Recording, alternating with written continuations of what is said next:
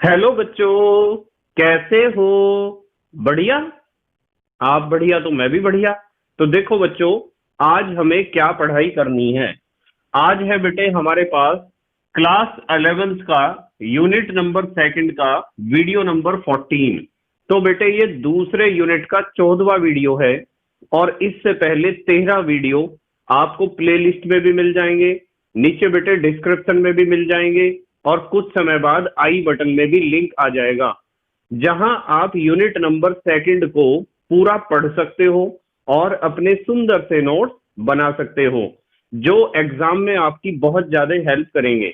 इसी के साथ साथ आपको नीचे डिस्क्रिप्शन में पीडीएफ नोट्स का लिंक भी मिल जाएगा, वहां से भी आप पीडीएफ नोट्स डाउनलोड कर सकते हो और टेलीग्राम एप्लीकेशन में सर्च कर सकते हो KMD सहारनपुर, वहां भी आपको पीडीएफ नोट्स मिल जाएंगे। तो देखते हैं आज का हमारा टारगेट क्या है। आज बेटे हमें नंबर 1 पर पढ़ना है हाइजेनबर्ग का सिद्धांत, या आप इसे कह सकते हो हाइजेनबर्ग का अनिश्चितता का सिद्धांत। उसके बाद हम पढ़ेंगे कक्षक के बारे में, थोड़ी थोड़ी बात पढ़ेंगे। उसके बाद नंबर 3 पर हम पढ़ेंगे क्वांटम संख्याएं, जो बहुत ज्यादा इंपॉर्टेंट हैं। इनके बारे में पेपर में हर साल क्वेश्चन पूछा जाता है और न्यूमेरिकल भी पूछा जाता है। तो चलो बच्चों, जल्दी से आज की पढ़ाई शुरू करते हैं।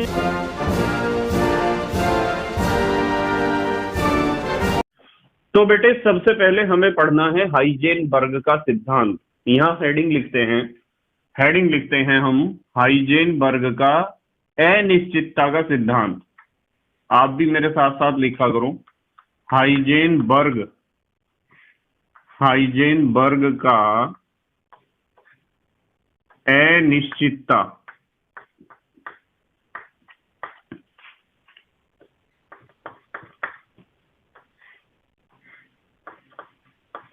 का सिद्धांत। इसे हम इंग्लिश में कहते हैं हाइजेनबर्ग अनसर्टेनिटी प्रिंसिपल। तो हाइजेनबर्ग का अनिश्चितता का सिद्धांत बहुत इंपॉर्टेंट है। एक तो ये बात आपको ध्यान रखनी है, और इसमें क्या बात बताई गई सुनो ध्यान से आप। हाइजेनबर्ग ने बताया कि यदि आपके पास कोई गतिशील अति सूक्ष्म कण है, गतिशील अति सूक्ष्म कण का मतलब जैसे इलेक्ट्रॉन, प्रोटॉन या न्यूट्रॉन। मान लो कोई कण है, वो बहुत छोटा है और गतिशील है, तो उस कण की दो चीजों को आप एक साथ यथार्थ रूप से ज्ञात नहीं कर सकते हो। यथार्थ कहते हैं विदाउट एरर, बिना किसी गलती के, बिना किसी त्रुटि के। मान लो कोई इलेक्ट्रॉन है, वो अपनी कक्षा में घूम रहा है, तो आप उस इलेक्ट्रॉन की स्थिति और उसका संवेग दोनों को एक साथ सही सही ज्ञात नहीं कर सकते हो।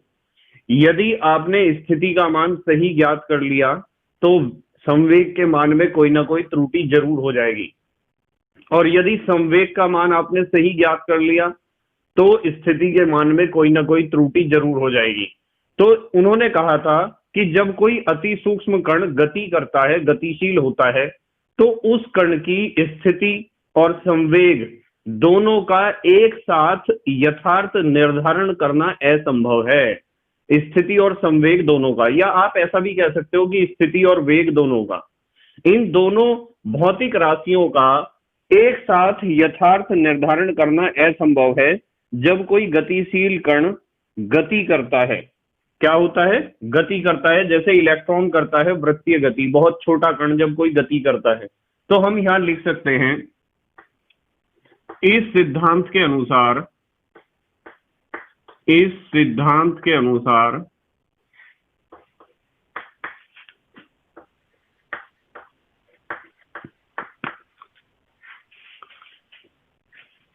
जब कोई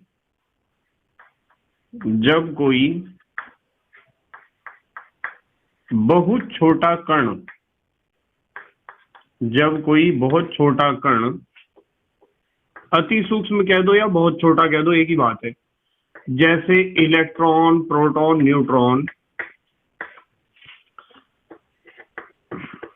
गतिशील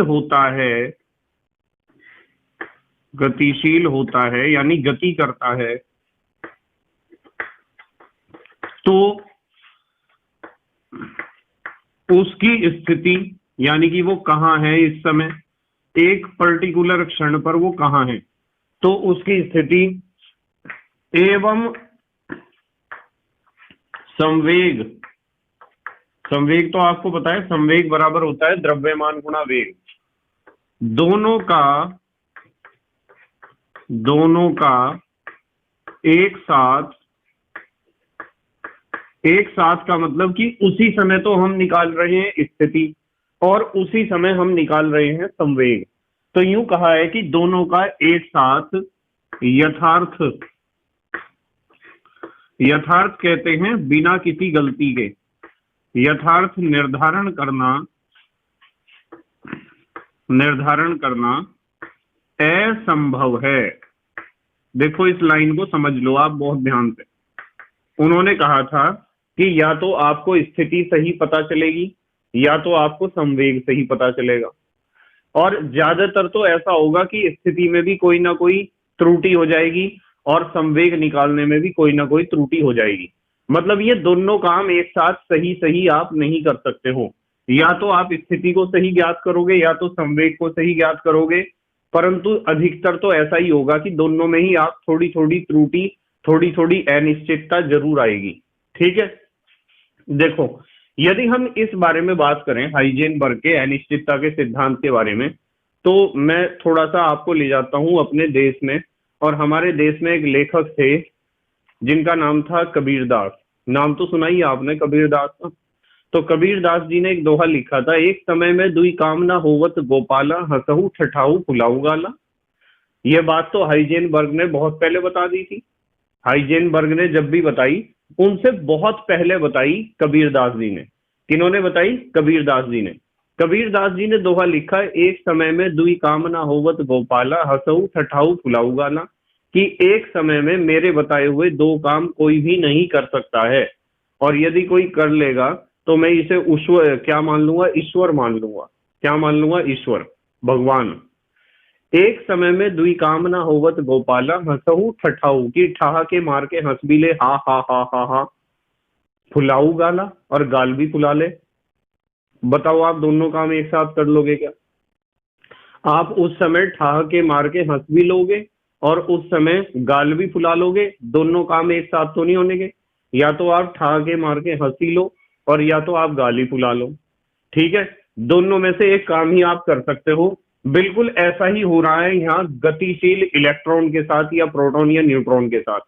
जब इलेक्ट्रॉन नाभिक के चारों ओर चक्कर काटता है तो किसी पर्टिकुलर समय पर, किसी क्षण पर, या तो आपको उसकी स्थिति का सही पता चलेगा या तो आपको उसके संवेग का सही पता चलेगा, पर स्थिति और संवेग दोनों का एक साथ सही सही यानी यथार्थ निर्धारण आप नहीं कर सकते हो बिल्कुल भी।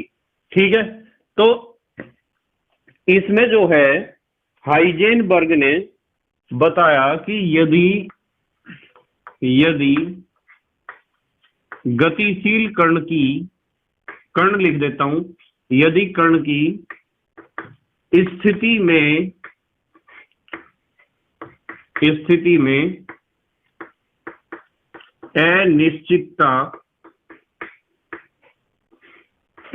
में अनिश्चितता डेल्टा एक्स तथा संवेग में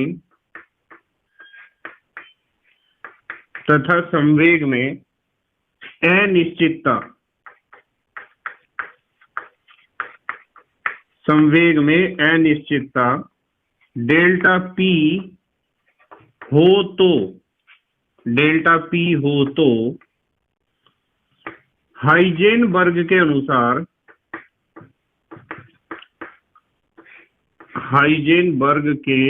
अनुसार दोनों में क्या संबंध होता है? देखो मैं बताता हूं। हाइजेनबर्ग ने बताया कि जो आपका डेल्टा पी है या डेल्टा एक्स मान लो, डेल्टा एक्स और डेल्टा पी का जो गुणनफल होता है वो ग्रेटर और इक्वल्स टू होता है h/4 के। Delta x into delta P is greater और इक्वल्स टू h/4। एच तो आपको पता है प्लांक कांस्टेंट है। अब देखो मैं यहाँ क्या लिख सकता हूँ, डेल्टा एक्स संवेग बराबर द्रव्यमान गुणा वेग। अब मैं द्रव्यमान के साथ डेल्टा नहीं लगा सकता हूं, क्योंकि द्रव्यमान तो उसका स्थिर है, पर वेग तो उसका बदल रहा है, क्योंकि वेग एक सदिश राशि है।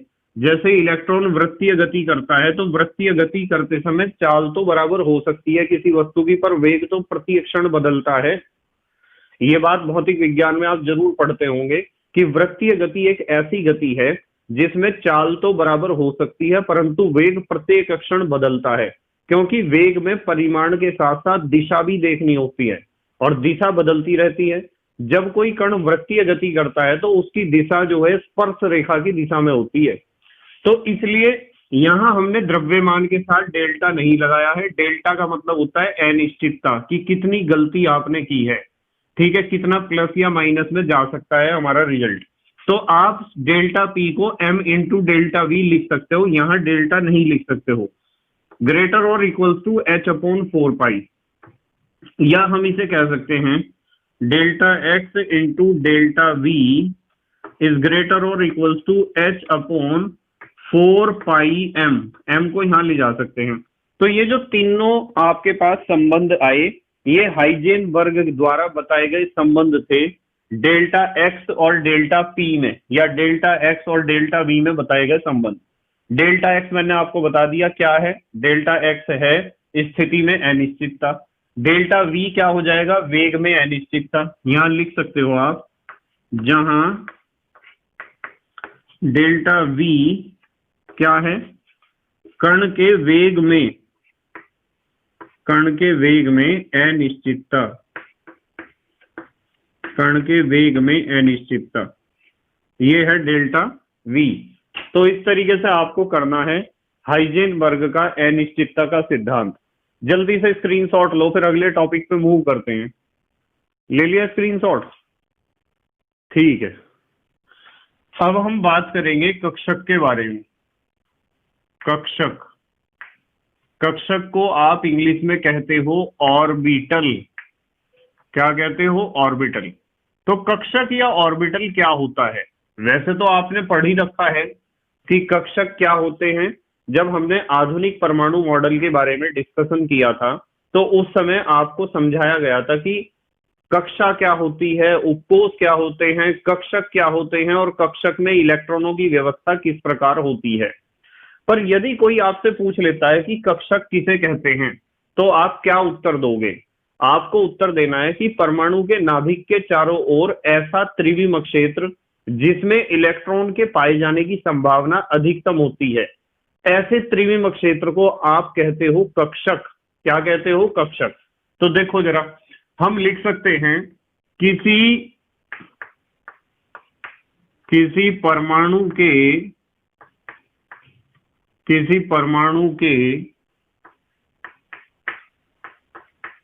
नाभिक के चारों ओर स्थित ऐसा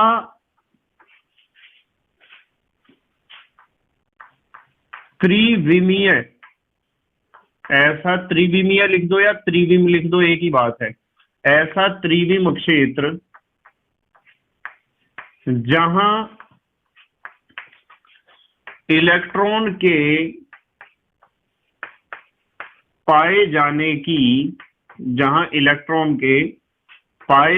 की संभावना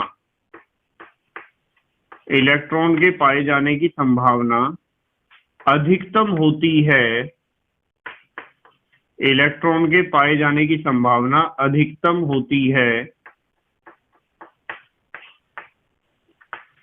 कॉमा,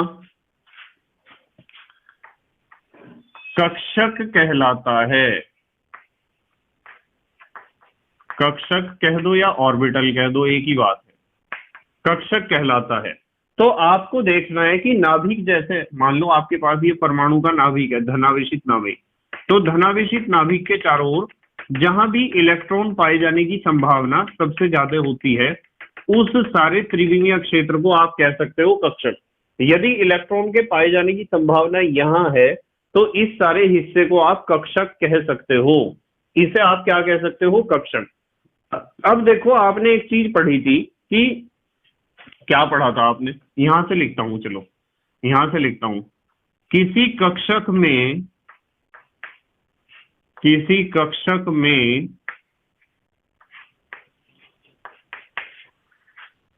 अधिकतम, किसी कक्षक में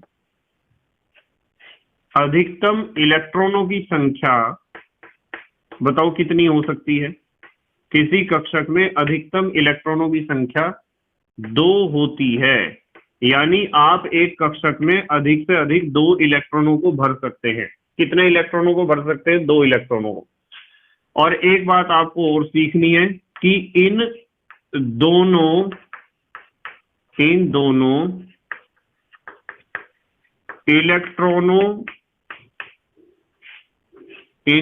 इलेक्ट्रॉनों का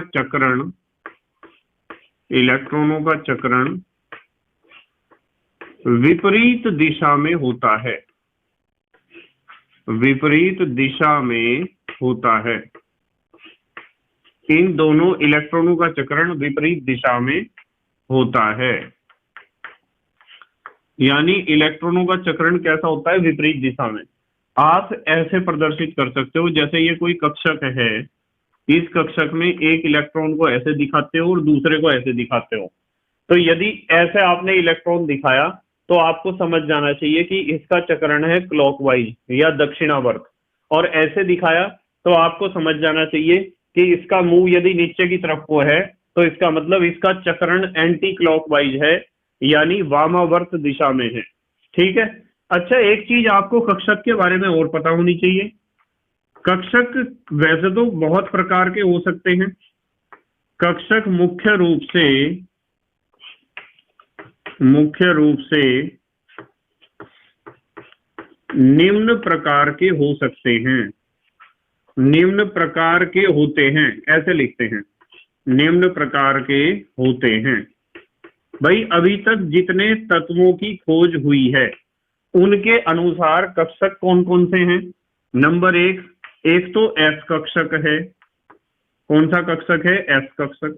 एस कक्षक कैसा होता है? गोल होता है। एस कक्षक होता है गोल, ठीक है, या गोलाकार भी आप इसे कह सकते हो। नंबर 2 पी कक्षक, पी ऑर्बिटल। पी कक्षक कैसा होता है? पी कक्षक होता है ऐसा, डंबल के आकार का, तो डंबलाकार या डंबल के आकार का या डंबल जैसा, डंबल माने डमरू। नंबर 3 डी कक्षक। डी कक्षक कैसा होता है? द्विडमरू जैसा, डबल डंबल जैसा, ऐसा होता है, तो हम लिखेंगे डबल डंबल या डंबलाकार। ये द्विडंबल भी आप इसे कह सकते हो, ठीक है। और यदि हम बात करते हैं एफ कक्षक की, तो एफ कक्षक कैसा होता है? एफ कक्षक का स्ट्रक्चर अभी नहीं पता है, तो इसलिए हम एफ कक्षक को कह सकते हैं जटिल, ठीक है। इसकी संरचना कैसी होती है? जटिल होती है। तो ये चीज आपको पता होनी चाहिए। देखो एक बात और, कंफ्यूजन नहीं होना चाहिए कि एस कक्षक में ही 2 इलेक्ट्रॉन ही आते हैं, और पी का कोई कक्षक है तो उसमें भी 2 ही इलेक्ट्रॉन आते हैं। डी कक्षक में भी 2 इलेक्ट्रॉन ही आते हैं। एफ कक्षक में भी 2 ही इलेक्ट्रॉन आते हैं। तो कक्षक में तो 2 ही इलेक्ट्रॉन आते हैं, चाहे वो एक्स कक्षक हो या पी कक्षक हो या डी कक्षक हो या एफ कक्षक हो, कोई सा भी कक्षक हो, इलेक्ट्रॉन तो उसमें 2 ही आते हैं। पर यदि हम इससे ऊपर एक लेवल पे जाते हैं, जब कक्षक आपस में मिलते हैं तो बनता है उपकोष। तो यदि उपकोष की बात करते हैं ना, तो एस उपकोष में 2 इलेक्ट्रॉन आ सकते हैं अधिकतम। पी उपकोष में अधिकतम आ सकते हैं कितने इलेक्ट्रॉन? 6 इलेक्ट्रॉन। डी में 10 और एफ में 14 आ सकते हैं, यदि हम उपकोष की बात करते हैं। परंतु कक्षक की यदि आप बात करते हो तो कक्षक में तो 2 ही इलेक्ट्रॉन आएंगे, चाहे वो कक्षक कोई सा भी हो, एस हो, पी हो, डी हो या एफ कक्षक हो। जल्दी से स्क्रीनशॉट लो, फिर अगली बात करते हैं। बहुत इंपॉर्टेंट क्वेश्चन है इस बार हमारे पास। ले लिया स्क्रीनशॉट? ठीक है बेटे। अब हम बात करेंगे क्वांटम संख्याओं के बारे में, ठीक है। बहुत इंपॉर्टेंट क्वेश्चन है। कोई भी 11th क्लास का केमिस्ट्री का पेपर ऐसा नहीं होता है जिनमें क्वांटम संख्याओं से संबंधित प्रश्न ना पूछा गया हो। तो क्वांटम संख्याएं क्या होती हैं? बहुत आसान है, एकदम समझ में आ जाएगा आपके। मान लो आपके पास इस दुनिया में कोई भी व्यक्ति है, मान लो एक आदमी है, एक व्यक्ति है, उस व्यक्ति का आपको बिल्कुल सही पता लगाना है कि वो कहाँ है, उसका सही एड्रेस पता लगाना है। एड्रेस माने पता, ठीक है।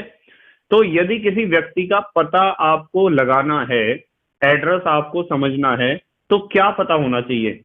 आपको सबसे पहले पता होना चाहिए कि वो व्यक्ति कौन से देश में है। ध्यान से सुनना, कौन से देश में है, देश के बाद कौन से प्रदेश में है, प्रदेश के बाद उस प्रदेश के कौन से जिले में है, और जिले के बाद उस जिले के कौन से गांव या मोहल्ले में है, ठीक है, या कौन सी कॉलोनी में है। और कॉलोनी में यदि आप गए तो वहां आपको पता होना चाहिए कि उस कॉलोनी में उसका मकान नंबर क्या है, और मकान नंबर के बाद आपको पता होना चाहिए कि उस व्यक्ति का नाम क्या है, ठीक है। तो आपने किसी व्यक्ति को पकड़ने के लिए, उसे वास्तविक स्थिति उसकी ज्ञात करने के लिए कुछ चीजों की आपको जरूरत पड़ी।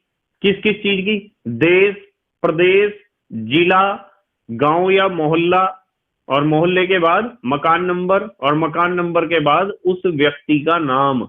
तो आपको जब पता चलेगा कि वो व्यक्ति, उसकी वास्तविक स्थिति क्या है।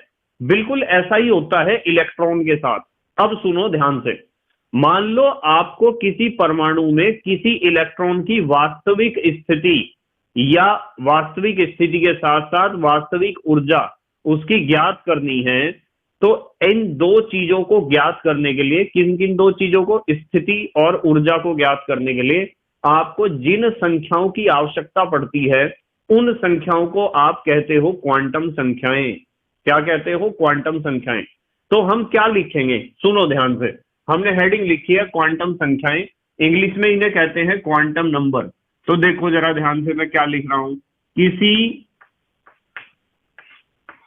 परमाणु में किसी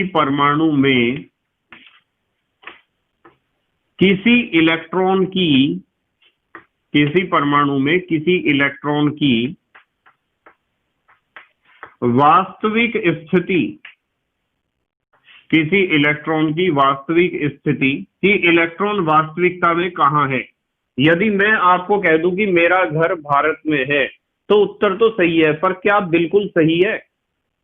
यदि आप कहो, मैं आपसे क्वेश्चन पूछूं आप कहां रहते हो, आपका उत्तर आए कि सर मैं संसार में रहता हूं, मैं पृथ्वी पर रहता हूं, तो उत्तर तो ठीक है, पर कोई इसका स्पष्ट रूप से हम अंदाजा नहीं लगा सकते हैं, क्योंकि पृथ्वी पर तो बहुत सारे महाद्वीप हैं, उन महाद्वीपों में बहुत सारे देश हैं, बहुत सारे प्रदेश हैं, बहुत सारे जिले हैं, बहुत सारे गांव या मोहल्ले हैं। तो सही उत्तर तो नहीं हमें पता चला, और हम इस उत्तर को गलत भी नहीं कह सकते हैं। तो हमें एग्जैक्ट पोजीशन ज्ञात करने के लिए बहुत सारी चीजों की, बहुत सारी संख्याओं की आवश्यकता पड़ती है। इसी तरह इलेक्ट्रॉन के हालात हैं। इलेक्ट्रॉन बिल्कुल ऐसा ही है, किसी परमाणु में किसी इलेक्ट्रॉन की वास्तविक स्थिति एवं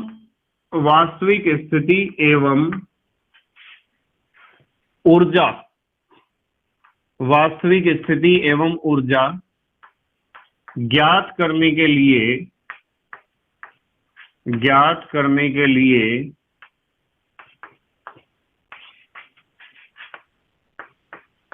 जिन संख्याओं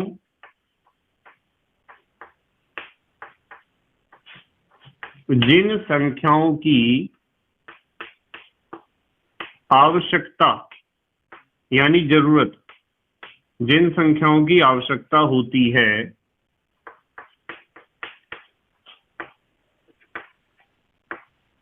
उन्हें इलेक्ट्रॉन की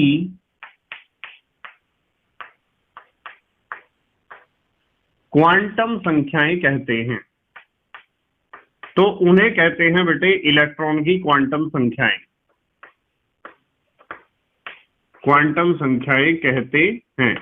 तो ये होती हैं इलेक्ट्रॉन की क्वांटम संख्याएं, जो हमें बताती हैं कि इलेक्ट्रॉन की वास्तविक स्थिति क्या है। अब वास्तविक ऊर्जा क्या है?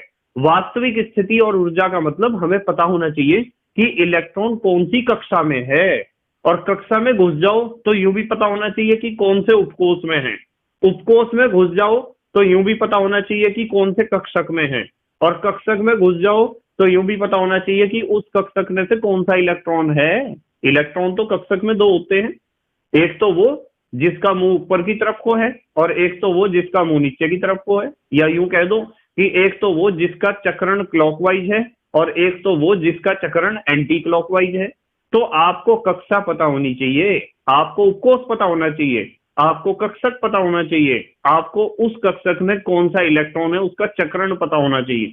यदि आपने इन चार चीजों को बखूबी पता कर लिया तो आप उस इलेक्ट्रॉन की वास्तविक स्थिति और वास्तविक ऊर्जा पक्का ज्ञात कर सकते हो। जैसे एक आदमी का पता करने के लिए आपको पता होना चाहिए कि वो कौन से देश में, कौन से प्रदेश में, कौन से जिले में है, कौन से मोहल्ले में है, कौन से मकान नंबर में, और आदमी का नाम क्या है। ठीक है, बिल्कुल ऐसा ही होता है। अब देखो मैं आपको एक बात बताता हूं कि ये जो क्वांटम संख्याएं हैं ना, यहां से लिखते हैं, ये जो क्वांटम संख्याएं हैं, क्वांटम संख्याएं मुख्य रूप से चार प्रकार की होती हैं। कितने प्रकार की? चार प्रकार की होती हैं,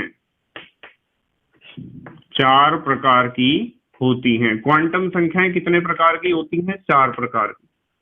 अब कौन कौन से चार प्रकार हैं?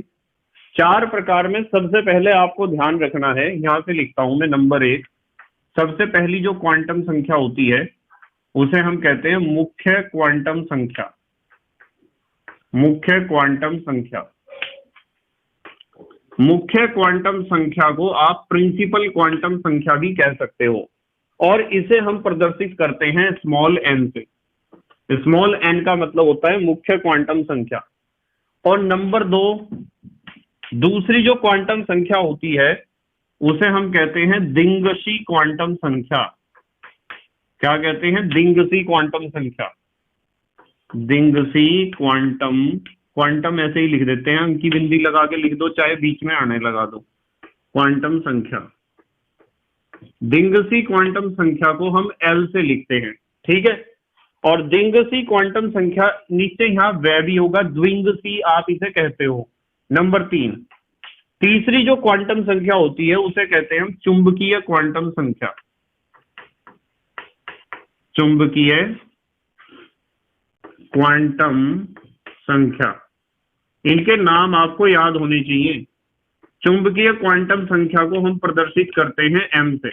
मैग्नेटिक क्वांटम नंबर, मुख्य क्वांटम संख्या प्रिंसिपल क्वांटम नंबर, दिंगशी का मतलब एजीमुथल क्वांटम नंबर, चुंबकीय क्वांटम संख्या का मतलब मैग्नेटिक क्वांटम नंबर, और नंबर चार पर आता है चक्रण, चक्रण क्वांटम संख्या या स्पिन क्वांटम नंबर।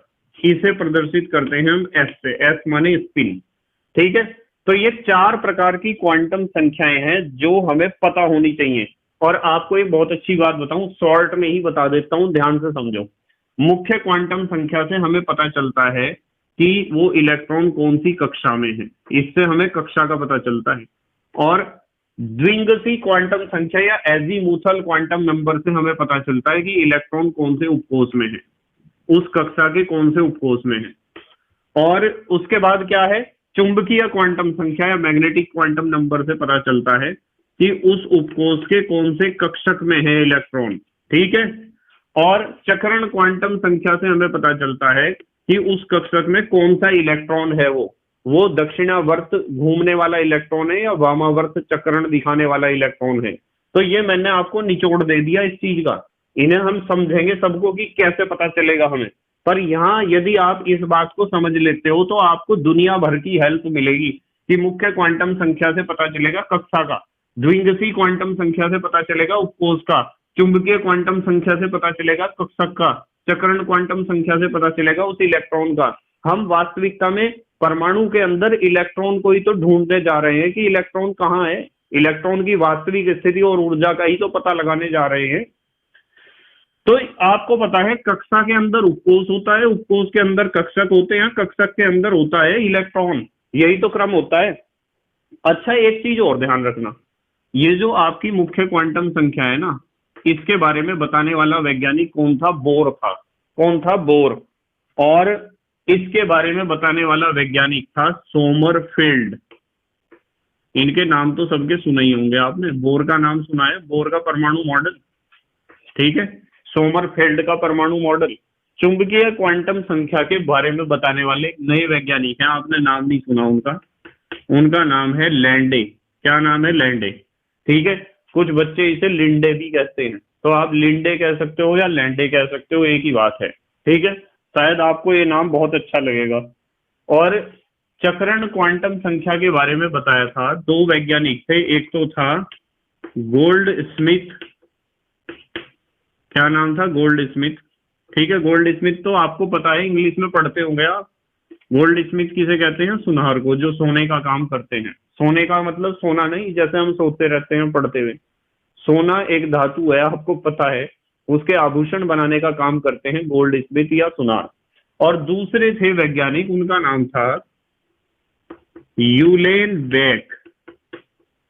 यूलेन बेक या अलन बेक भी लिखते हैं कुछ बच्चे इसे, प्रोनाउंसिएशन से ज्यादा प्रभाव नहीं पड़ता है, आप यूलेन बेक कह दो या अलन बेक कह दो, एक ही बात है, ठीक है। गोल्ड स्मिथ और अलन बेक ने या यूलेन बेक ने बताया था किसके बारे में? चक्रण क्वांटम संख्या के बारे में।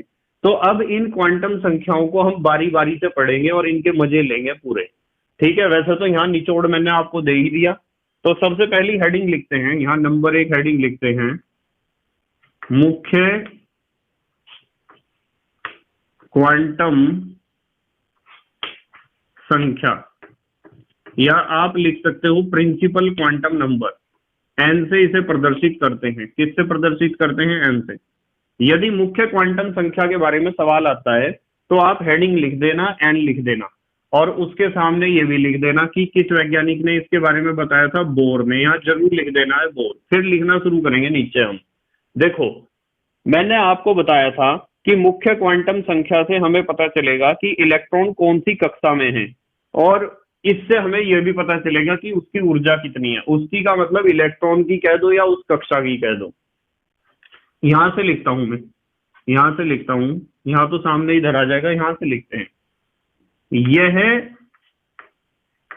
क्वांटम संख्या, यह क्वांटम संख्या हमें बताती है, क्या बताती है?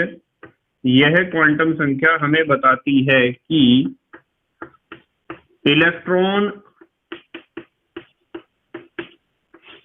कौन सी कक्षा में, इलेक्ट्रॉन कौन सी कक्षा में उपस्थित है, कौन सी कक्षा में उपस्थित है, तथा उसकी ऊर्जा कितनी है। उसकी का मतलब यहाँ इलेक्ट्रॉन की ऊर्जा और कक्षा की ऊर्जा बराबर होती है, ध्यान रखना।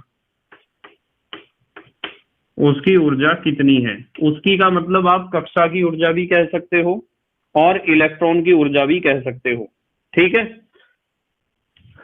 एक बात यहाँ ये सीखनी है कि जो n का मान होता है ना, इसका मान, इसका मतलब n का, मुख्य क्वांटम संख्या का, इसका मान कक्षा की संख्या के बराबर होता है, कक्षा की संख्या के बराबर होता है। यानी पहली कक्षा के लिए n का मान 1 होगा और दूसरी कक्षा के लिए n का मान 2 होगा। जैसे मैं यहां लिख सकता हूं कक्षा, और यहां लिख सकता हूं मैं n, ठीक है। कक्षा कैसी होती है? K L M N O P Q। देखो 1 2 3 4 5 6 7, मैंने आपको बताया था 7 से ज्यादा कक्षाएं नहीं होती हैं। भाई K का मतलब कौन सी कक्षा है? पहली कक्षा। ये दूसरी कक्षा को, तीसरी कक्षा, चौथी कक्षा को N कहते हैं, पांचवी कक्षा को O, छठी को P और सातवीं को Q कहते हैं। तो कक्षा, पहली कक्षा के लिए n का मान 1 होगा, बस इस चीज को घुसा लो दिमाग में। पहली कक्षा के लिए n का मान 1 होगा, दूसरी कक्षा के लिए n का मान 2 होगा, तीसरी कक्षा के लिए n का मान 3 होगा, चौथी कक्षा के लिए n का मान 4 होगा, पांचवी कक्षा के लिए n का मान 5 होगा, छठी कक्षा के लिए n का मान 6 होगा, सातवीं कक्षा के लिए n का मान 7 होगा। इसलिए हमने लिखा है इसका मान कक्षा की संख्या के बराबर होता है। तो मुख्य क्वांटम संख्या से हमें पता चलता है कि इलेक्ट्रॉन कौन सी कक्षा में है और उस कक्षा की या उस इलेक्ट्रॉन की ऊर्जा कितनी है। और n का मान कक्षा की संख्या के बराबर होता है। पहली कक्षा के लिए 1, चौथी के लिए 4, सातवीं के लिए 7। जो कक्षा की संख्या है वही n का मान है। जल्दी से स्क्रीनशॉट लो, बाकी क्वांटम संख्याओं को देखते हैं फिर। ले लिया बेटे स्क्रीनशॉट? ठीक है। एक हेडिंग लिखते हैं नोट। पहले एक बात सीखेंगे फिर अगली बात पढ़ेंगे हम। नोट ध्यान से समझेंगे बिल्कुल। देखो, जो ये आपकी मुख्य क्वांटम संख्या है ना, यानी n, तो n को जब भी आपको ज्ञात करना है तो चुंबकीय क्षेत्र की अनुपस्थिति में ही ज्ञात करना है। जब आप प्रैक्टिकल करोगे तो n को चुंबकीय क्षेत्र की अनुपस्थिति में, चुंबकीय क्षेत्र की अनुपस्थिति में ही ज्ञात किया जाता है। ये चीज आपको ध्यान रखनी है। ऐसा पता क्यों होता है? ऐसा इसलिए होता है कि यदि चुंबकीय क्षेत्र में आप परमाणु को रखोगे तो जीमेन प्रभाव कारगर हो जाएगा। जीमेन प्रभाव और स्टार्क प्रभाव पढ़ा था ना आपने। तो जीमेन इफेक्ट ना अफेक्टेड हो जाए, वो अपना प्रभाव ना दिखा पाए, इसलिए चुंबकीय क्षेत्र वहां नहीं होना चाहिए जहां आप n का मान ज्ञात करते हो। अब आते हैं हम दूसरे क्वांटम नंबर पर या दूसरी क्वांटम संख्या पर, जिसे आप कहते हो द्विंगसी क्वांटम संख्या। द्विंगसी क्वांटम संख्या या द्विंगसी क्वांटम संख्या को हम कह सकते हैं एजीमुथल क्वांटम नंबर। इसे प्रदर्शित करते हैं स्मॉल l से।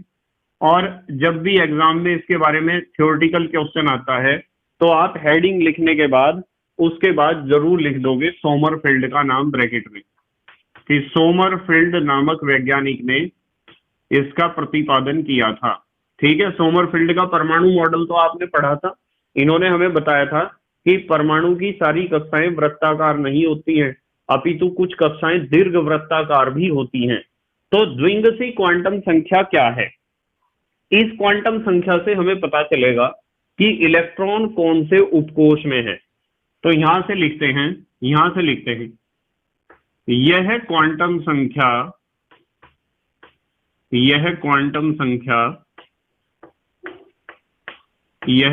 संख्या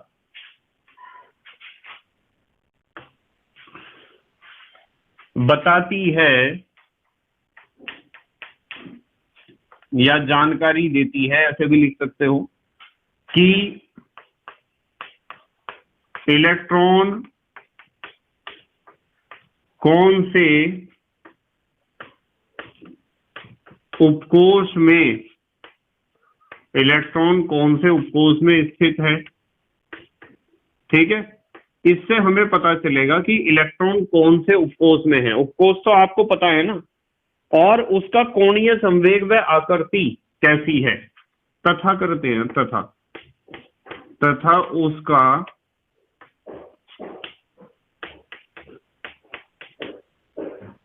कोणीय संवेग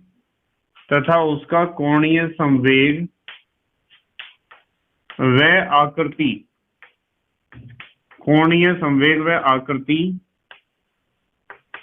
कैसी है। ठीक है, मतलब इलेक्ट्रॉन का कोणीय संवेग कह दो या उपकोष का कोणीय संवेग कह दो, पर आकृति तो उपकोष की होती है। इलेक्ट्रॉन की आकृति के बारे में ये क्वांटम संख्या नहीं बताती है, ये बताती है कि वो उपकोष जो है उसकी आकृति कैसी है।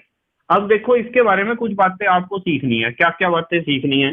कि ये जो L है ना, L द्विंगसी क्वांटम संख्या, इसका मान 0 से n-1 तक होता है। 0 से n-1 तक होता है। कैसे होता है मैं अभी बताऊंगा इसके बारे में। 0 से कहां तक होता है? n-1 तक। और L के कुल मान, यदि L के कुल मान आपको देखने हो तो L के कुल मान बराबर होते हैं n के। ठीक है, यानी यदि n बराबर 1 है तो L का एक ही मान होगा। n बराबर 2 है तो l के 2 मान होंगे, n बराबर 3 है तो l के 3 मान होंगे। तो इसलिए लिखा है l के कुल मान कितने होते हैं, n के बराबर होते हैं। ठीक है। अच्छा एक बात और है, यहां से सीखते हैं, चलो यहां से सीखते हैं। l का मान उपकोष पर भी निर्भर करता है, पर भी क्या, उपकोष पर ही निर्भर करता है। चलो उपकोष पर निर्भर करता है। भाई जब हमें उपकोष के बारे में ही जानकारी देती है ये क्वांटम संख्या, तो इसका मान तो उपकोष पर निर्भर करेगा ही। कैसे करेगा मैं बताऊंगा आपको। और एक चीज और ध्यान से समझ लो, आप यहीं लिख लो नोट कि L को भी चुंबकीय क्षेत्र की अनुपस्थिति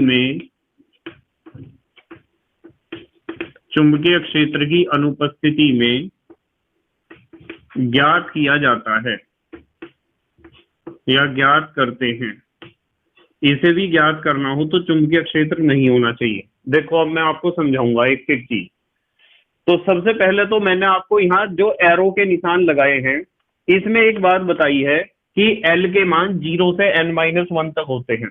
जैसे मान लो आपको n दे दिया तो n से आप L निकाल सकते हो, और L का मान कहां से कहां तक चलेगा, 0 से चलेगा n-1 तक।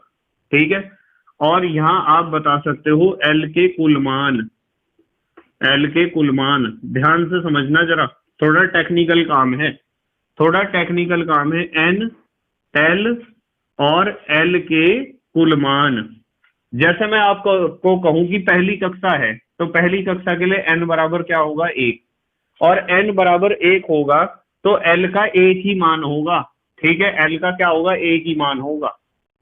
ठीक है, कैसे होगा देखो, L का एक मान इस तरह होगा 0 से n-1 तक। ठीक है, देखो L के कुल मान बराबर n 1 है तो L का एक ही मान है, और 0 से ये स्टार्ट होता है। और कुल मान कितने हुए, 1 हुए, एक ही तो मान है 0। थोड़ा दिमाग लगा के रखना। यदि n बराबर 2 है तो इसके 2 मान होंगे, 0 से स्टार्ट करो, 0 1 हो गए 2 मान। और यहां क्या लिखूंगा मैं, 2 मान होंगे, 2 लिख दिया। यदि n बराबर 3 है तो इसके 3 मान होंगे, 0 1 2। इसे 0 से ही स्टार्ट होना है n-1 तक। जैसे n कितना है, 3, तो 3 में से एक गया 2 तक चलेगा, 0 1 2। चाहे तो आप इस फार्मूले को यूज करो कि 0 से n-1 तक चलना है, चाहे आप इसे यूज करो कि 0 से स्टार्ट करना है। 1 है तो 1 मान होगा, 2 है तो 2 मान होंगे, 3 है तो 3 मान होंगे। कितने मान आए, 3। यदि n बराबर 4 है तो 4 मान होंगे, 0 से स्टार्ट करो, 4 मान होंगे, 0 1 2 3 हो गए ना 4 मान। अब देखो आपको एक बहुत बढ़िया बात बताऊंगा, और दिमाग की जरूरत पड़ने वाली है बहुत ज्यादा। देखो यहां बताता हूं, एक बात तो मैंने आपको ये बता दी, एक बात और बताता हूं। देखो आप n से l के मान निकाल सकते हो, n से l के मान निकाल सकते हो ना। l के मान जब भी निकलने हैं तो 0 से स्टार्ट होने हैं, और जितना n का मान है उतने ही वैल्यूज यहाँ लिखने हैं। 4 है तो 4 वैल्यू लिखे हैं, 3 है तो 3, 2 है तो 2, 1 है तो 1। स्टार्टिंग इसकी 0 से होती है l की। देखो यदि मैं आपको कह दूं कि मान लो हमारे पास उपकोष है, तो आप उपकोष से भी L बता सकते हो। उपकोष से भी क्या बता सकते हो, L। देखो L का मान उपकोष पर निर्भर करता है। जैसे S उपकोष है, P उपकोष है, D उपकोष है और F उपकोष है। तो आप ध्यान रखना कि S उपकोष के लिए L का मान 0 होता है, यहाँ 1 होता है, यहाँ 2 होता है और यहाँ 3 होता है। इस सारणी को याद रखना है आपको। SPDF 0 1 2 3, SPDF 0 1 2 3, SPDF 0 1 2 3 किसके मान है, L के। S उपकोष के लिए L का मान 0 होता है। देखो पहली कक्षा में एक उपकोष होता है S, और S के लिए तो 0 होता है। दूसरी कक्षा में 2 होते हैं, S और P। S के लिए 0 और P के लिए 1। पहली कक्षा में एक उपकोष है S, S के लिए 0 है, देखो S के लिए 0। दूसरी कक्षा में 2 उपकोष है S और P, S के लिए 0, P के लिए क्या होता है, 1। तीसरी कक्षा में 3 उपकोष होते हैं S P D, S 0 P1 और D2। चौथी कक्षा में 4 उपकोष होते हैं और 4 उपकोष SPDF 0 1 2 3 0 1 2 3। ये खेल थोड़ा दिमाग का है, पर जब इस खेल को आप समझ जाओगे ना तो बल्ले बल्ले हो जाएगी आपकी, पक्की बात है। देखो, हमने सीखा है द्विंदशी क्वांटम संख्या। इससे हमें पता चलता है कि इलेक्ट्रॉन कौन से उपकोष में है और उस उपकोष का या उस इलेक्ट्रॉन का कोणीय संवेग कितना है, आकृति उस उपकोष की कैसी है। और बताया कि n से आप L के मान निकाल सकते हो और L के मान निकालने का तरीका 0 से n-1 तक है, 0 से स्टार्ट करना है। आपको बताया कि L के मान उपकोष पर भी निर्भर करते हैं, SPDF से ही आप L के मान बता सकते हो। पहली कक्षा एक उपकोष है, S ही तो होगा। दूसरी कक्षा में 2 उपकोष हैं, S और P ही तो होंगे। तीसरी कक्षा में 3 उपकोष SPD होंगे। चौथी कक्षा में 4 उपकोष SPDF होंगे। और यहाँ आप तुलना करके देख सकते हो, आपको ये सारी बातें एक दूसरे से इंटरकनेक्टेड होती हुई नजर आ जाएंगी। जल्दी से स्क्रीनशॉट लो, चलो अगली बात करते हैं हम। स्क्रीनशॉट लो, ले लिया स्क्रीनशॉट? ठीक है बेटे, ठीक। नंबर 3 पे हमें पढ़नी है चुंबकीय क्वांटम संख्या। चुंबकीय क्वांटम संख्या, और चुंबकीय क्वांटम संख्या को हम इंग्लिश में कहते हैं मैग्नेटिक क्वांटम नंबर। चुंबक को मैग्नेट कहते हैं ना। तो इसमें एक चीज ध्यान रखनी है कि जब भी एग्जाम में क्वेश्चन आएगा तो उसके हेडिंग के बाद आप जरूर लिख दोगे कि वैज्ञानिक कौन थे जिन्होंने बताया था, लैंडे, या कुछ बुक्स में लिंडे भी लिखा हुआ है, ठीक है, उसमें कंफ्यूजन नहीं होना चाहिए। तो इससे हमें क्या पता चलता है, इससे हमें पता चलता है कि इलेक्ट्रॉन कौन से कक्षक में है और उस कक्षक का अभिविन्यास कैसा है, ठीक है। क्योंकि आपको पता है कि अलग अलग कक्षकों की आकृति अभिविन्यास अलग अलग होता है। देखो जरा, यह क्वांटम संख्या, यह क्वांटम संख्या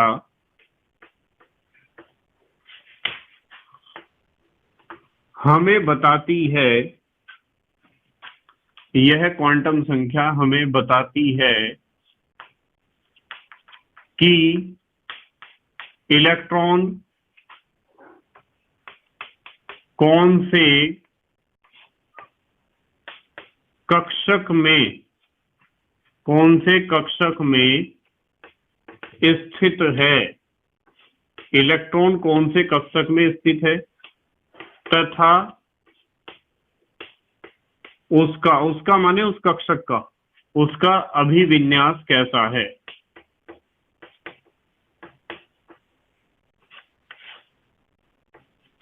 उसका अभिविन्यास कैसा है, यानी वो अक्सर जो कक्षक है वो कक्षक कैसा अभिविन्यास रखता है। और एक चीज इसमें ध्यान रखनी है आपको कि m का मान जो होता है ना, यदि आपको m का मान ज्ञात करना है तो m का मान -L से +L तक होता है, -L से +L तक होता है, ठीक है। यदि आपको कोई पूछता है कि m के कुल मान कैसे निकलेंगे, तो m के कुल मान निकालने का भी फार्मूला है एक। क्या फार्मूला है? फार्मूला है 2l+1। इस फार्मूले को लगा सकते हो आप। यदि आपने 2l+1 लगा दिया फार्मूला, इससे आपके m के कुल मान निकल जाएंगे। जैसे देखो, यहां मैं लिखता हूं l और यहां लिखता हूं m। आपको पता है m जो है कहां से, -L से +L तक चलेगा। ये हो जाएगा l यानी द्विंदशी क्वांटम संख्या, यह है m यानी चुंबकीय क्वांटम संख्या। l का मान तो 0 हो सकता है, तो 0 के लिए -0 से +0 चलना, तो 0 में तो माइनस प्लस होता ही नहीं है, एक ही मान होगा। और एक ही मान होगा, चाहे तो आप लगा के देख लो। यदि आप यहाँ एक तीसरा कॉलम खड़ा करते हो कुल मान वाला और उसमें फार्मूला फिट करते हो 2l+1 वाला, तो आपको रिजल्ट देखो क्या मिलेगा। l का मान क्या है, 0, तो 2 × 0 + 1, 2 गुणा 0 तो 0 होगा, +1 यानी एक ही मान होगा, एक मान आपको मिल गया, ये 0 है। यदि l बराबर 1 है तो आपको m के मान निकालने के लिए -l से +l तक जाना पड़ेगा, यानी -1 से +1 तक।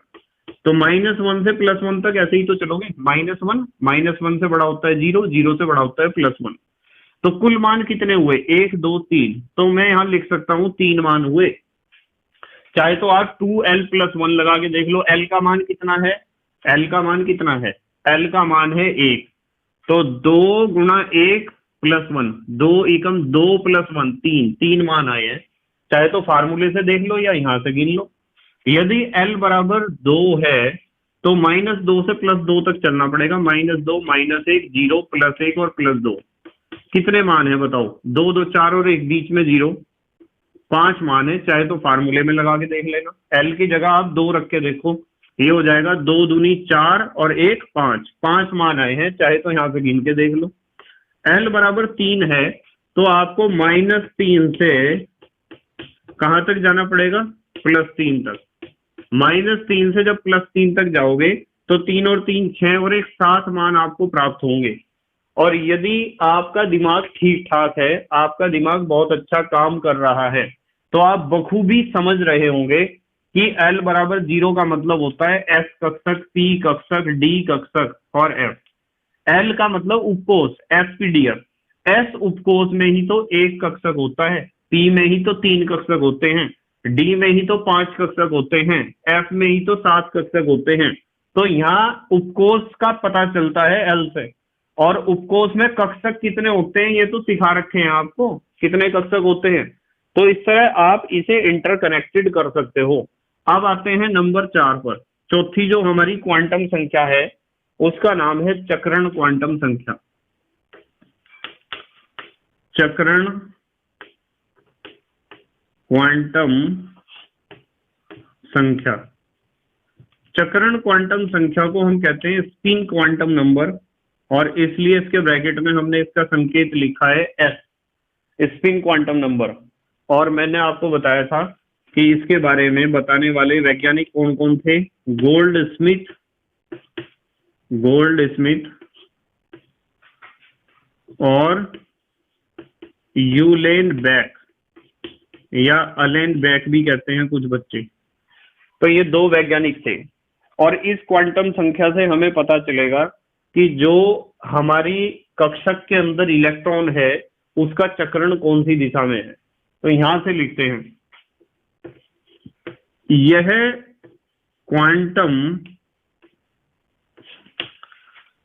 क्वांटम संख्या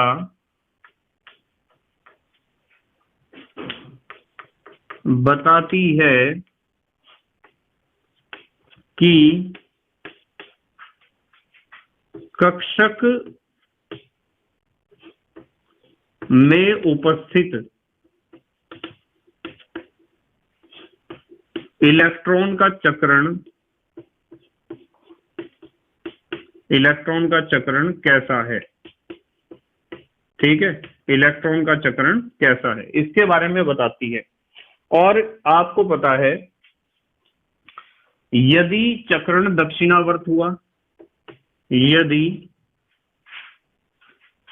इलेक्ट्रॉन का चक्रण यानी स्पिन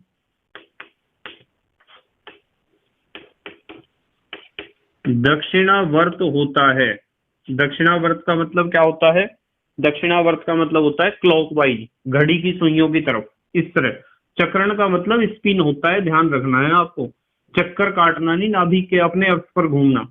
यदि इलेक्ट्रॉन का चक्रण दक्षिणावर्त है तो s का मान होता है +1/2, और यदि वामावर्त है तो s का मान कितना होगा, -1/2 होगा। ठीक है, तो इस तरीके से आपको पता चलेगा चक्रण क्वांटम संख्या से कि इलेक्ट्रॉन का स्पिन किधर होगा। जैसे मैं आपके सामने एक कक्षक बनाऊं, कक्षक को हम दिखाते हैं लगभग इस तरीके से वर्गाकार बॉक्स में, और इसमें 2 इलेक्ट्रॉनों को हम दिखाते हैं। यदि इस इलेक्ट्रॉन की बात करूं और यदि इस इलेक्ट्रॉन की बात करूं, ये इलेक्ट्रॉन का मुंह यदि ऊपर की तरफ को है, तीर का निशान, तो समझ जाओ कि इसका चक्रण दक्षिणावर्त दिशा में है और इसके लिए s का मान +1/2 है। इसका मुंह यदि नीचे की तरफ को है तो समझ जाओ इसका चक्रण वामावर्त दिशा में है, यानी एंटी क्लॉकवाइज है, और इसके लिए s का मान होगा -1/2। तो ये होती है चक्रण क्वांटम संख्या। तो इस तरीके से हमें सभी क्वांटम संख्याएं पढ़नी है। जल्दी से हमारे देश के प्यारे प्यारे बच्चे स्क्रीनशॉट लेंगे। ले लिया बेटे स्क्रीनशॉट? ठीक है। तो बेटे मुझे उम्मीद है आपके समझ में आए होंगे आज के तीन टॉपिक हमने डिस्कस किए हैं। सबसे पहले हमने पढ़ा है क्या, हाइजेनबर्ग का अनिश्चितता का सिद्धांत। एक समय में दुई काम ना होवत गोपाला, हसहु ठठाऊ फुलाऊ गाला। ठीक है, यानी आप इलेक्ट्रॉन की स्थिति और संवेग का सही सही निर्धारण नहीं कर सकते हैं एक ही समय पर, एक ही क्षण पर। उसके बाद हमने पढ़ा कि कक्षक क्या होते हैं और कक्षक की परिभाषा क्या होती है, कक्षक कितने प्रकार के हो सकते हैं, उनकी आकृतियां कैसी कैसी हो सकती हैं। ठीक है, एसपीडीएफ 4 तरह के कक्षक हमने पढ़े।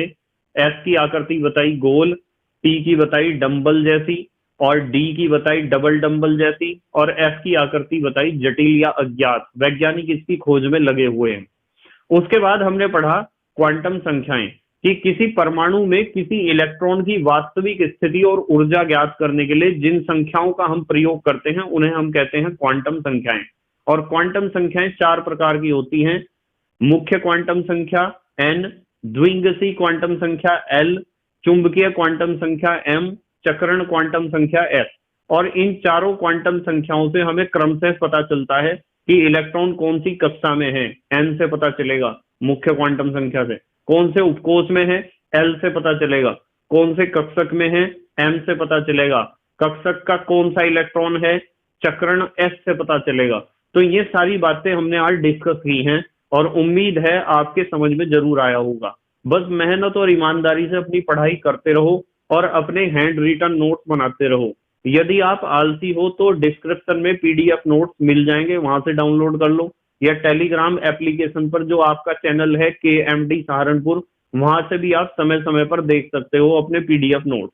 ठीक है, यदि आप PDF नोट्स को देखते हो तो वहां से भी आपको लिखना ही चाहिए। यदि टाइम की शॉर्टेज है तो आप प्रिंट आउट निकलवा लो, कोई दिक्कत नहीं है। ठीक है, तो thank you very much for watching this video.